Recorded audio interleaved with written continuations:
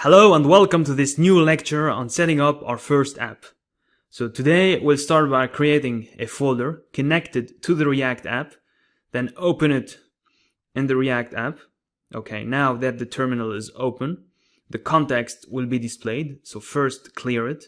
You'll need to perform a command from the React Native website in the terminal after clearing the context. In order to get started, go to the React Native website and click the Get Started button. This will take you to a new page with two options: Expo Go Quick Start and React Native CLI Quick Start. Installing numerous other programs and downloading Android Studio are all required steps in the setup of the CLI. The characteristics of your machine affect how CLI is installed as well. Since there are many commands you need to install to use CLI, if your operating system does not meet the criteria, it might hang. CLI can be substituted with Expo Go Quick Start. Expo Go is essentially an application that allows you to scan a barcode and instantly launch a website. NPM and Yarn are available options in the Expo Go Quick Start, and you can utilize either one of them. For now, we'll use NPM. A novice may encounter problems in this version when installing the most recent version of Expo. Follow the instructions on the React Native page if you're lost. So for those of you that might run across problems, we'll explain how to fix them later on. Now go to version 0.68 and replicate the npm command first to avoid errors. Enter the npm command into the terminal. When you press the enter key, the installation will begin. Once it's finished, paste the next instruction. Go to the React Native website to paste the next command into the console. Copy the npm command and paste it into the terminal after opening the version 0.71. Instead of a fantastic project, so enter the name of your project in this command. Run the command and for the time being enter my app as the project name. Repeat the command after it has completed successfully. You should now see that the project titled My App has been created. Assets and node modules are set up in My Apps folder. This project also has the main files app.js, app.json, and package.json installed. Visit the React Native website once more and copy the most recent command. So in this case, it's npx expo start. Next, go to the terminal, choose the My App project before pasting the copied command.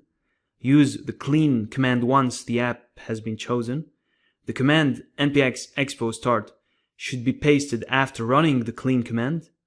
The error stating npm is not installed, so it will appear when you run the command, and now is a good time to install npm to fix this problem.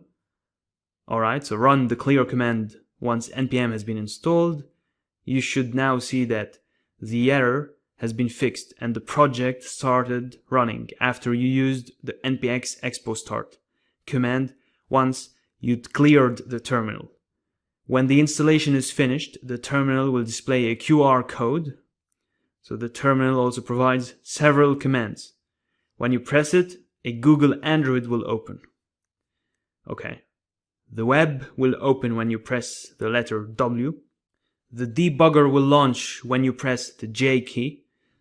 The program will be reloaded when you press the R key. The M key will open the toggle. When should you press each key? So basically the terminal will display all the commands once more.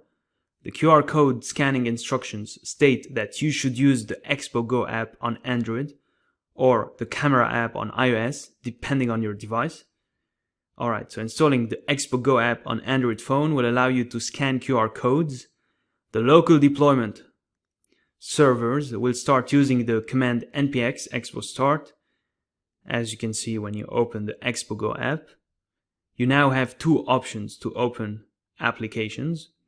Manually typing in the application's URL, which is typically provided in the terminal, or scanning a QR code. So the camera will be launched when you click on choose QR code and open in mobile. Now use your phone's camera to scan the QR code.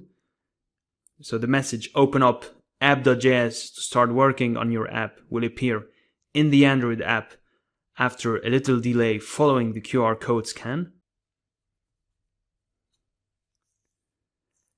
If you select the hot pink color and save the file, the backdrop of the Android program will change to the hot pink color, allowing us to select any color we like. Let's check out the files that the My App project has now. You can notice that icons are present in the Assets folder if you open it. When the application was launched, these icons were generated. If you've studied reactjs, you should be familiar with node modules. So basically, the files in the node modules folder form the core of the entire project. A primary file is called app.js. The information about the node modules folder is provided in the git ignore file, which is not crucial. Okay, app.json is the next file. This file contains information about the project's name, version of the native React app, orientation icons, etc. Alright, so in the app.json file, information about Android, iOS, and the web is also included. There is also a babel.config.js file in the My App project. After that comes package.lock.json. This file contains a list of all the available dependencies. Package.json is the final file. This file stores dependencies for Expo, Expo status bar, React, reactnative, and other files. Each npm module you install will be added to the package.json file's dependencies. Hence, this is to understand how to work with a specific application. When you open the app.js file, the overview of the import, status bar, and style sheet may be confusing. So we'll explain each item individually further on. You will benefit from having prior web development knowledge since you'll be able to understand React Native much more quickly. But if you have no prior experience with web development and only want to study app development, then no worries. All fundamental ideas required for React Native will be tackled and covered in detail in subsequent lectures. So no worries at all. We'll cover all of them one by one. But for now, that's pretty much it for this lecture. So let's move on to the next one.